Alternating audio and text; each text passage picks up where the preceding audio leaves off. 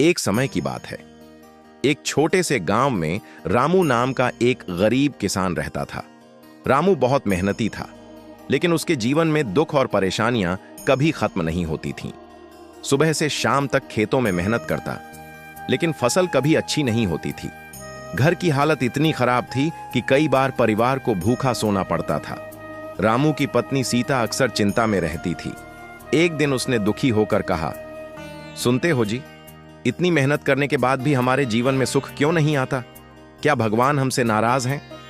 रामू बोला, नहीं सीता, भगवान कभी अपने भक्तों से नाराज नहीं होते।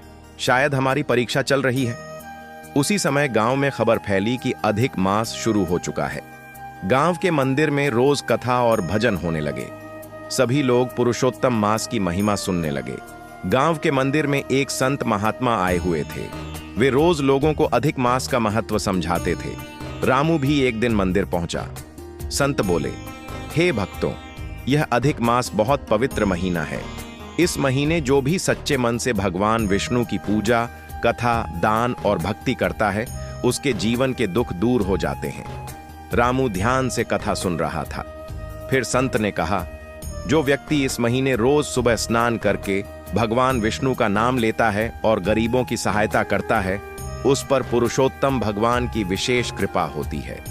रामू ने उसी समय मन में निश्चय किया, चाहे मैं गरीब हूं, लेकिन मैं पूरे श्रद्धा से अधिक मास का व्रत और कथा करूंगा। अगले दिन से रामू रोज सुबह जल्दी उठने लगा। नदी में स्नान करता, मंदिर जाता और भगवान विष्णु की पूजा करता। उसके पास दान देने के लिए ज्यादा कुछ नहीं था, लेकिन जो थोड़ा बहुत होता वह जरूरतमंदों की मदद करता। कुछ गांव वाले उसका मजाक उड़ाते थे। वे कहते, अरे रामू, खुद के घर में खाने को नहीं और चला है दान करने। लेकिन रामू किसी की बातों पर ध्यान नहीं देता। दिन बीतते गए। एक दिन रामू जंगल के रास्ते से जा रहा था। अचानक उसकी नजर एक बहुत बूढ़े व्यक्ति पर पड़ी। वह बूढ़ा व्यक्ति बहुत कमजोर लग रहा था।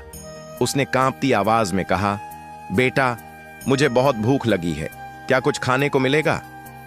रामू के पास उस समय केवल 2 रोटियां थीं, जो उसकी पत्नी ने उसके लिए रखी थीं। रामू ने बिना सोचे अपनी दोनों रोटियां उस बूढ़े को दे दीं। बूढ़ा व्यक्ति मुस्कुराया और बोला, बेटा, भगवान तुम्हारा कल्याण करें। रामू खाली पेट घर लौट आया। पत्नी ने पूछा, रोटियां कहां गईं?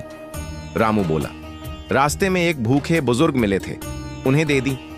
सीता पहले थोड़ी परेशान हुई, लेकिन फिर बोली, तुमने बहुत अच्छा काम किया। उसी रात एक अद्भुत घटना हुई।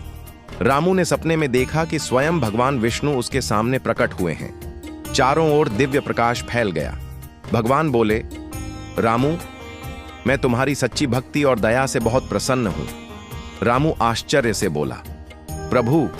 भगवान मुस्कुराए और बोले, आज जिस बूढ़े व्यक्ति की तुमने सहायता की थी, वह कोई साधारण इंसान नहीं था, वह मेरी परीक्षा थी। रामू की आंखों से आंसू बहने लगे। भगवान बोले, जो व्यक्ति अधिक मास में सच्चे मन से सेवा और भक्ति करता है, मैं कभी उसे निराश नहीं करता। इतना कहकर भगवान अंतर्ध्यान हो गए। सुबह जब रामू उठा तो उसे सपना याद आया। वह सोचने लगा, क्या यह सच था? उसी समय बाहर से गांव वालों की आवाज आने लगी। रामू बाहर आया तो हैरान रह गया। उसके सूखे खेत में इस बार बहुत सुंदर फसल लहलहा रही थी। सारे गांव वाले आश्चर्य में थे। जो खेत कभी बंजर था, वहां हरियाली ही हरियाली थी।